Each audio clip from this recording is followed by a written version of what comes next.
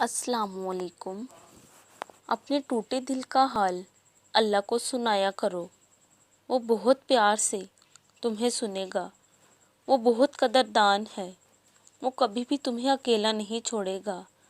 بھلا جس نے پیدا کیا وہ بے خبر ہے، وہ تو پوشیدہ باتوں کا بھی جاننے والا ہے، لیکن پھر بھی وہ چاہتا ہے کہ اس کا بندہ اسے بتائے۔ ہم اللہ سے دعا مانگ کر مایوس ہو جاتے ہیں کہ پتہ نہیں دعا قبول ہوگی یا نہیں۔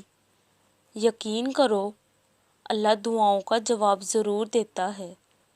جو چیز ہم مانگتے ہیں ہمیں نہیں پتہ کہ وہ ہمارے لیے بہتر ہے یا نہیں، لیکن اللہ جانتا ہے۔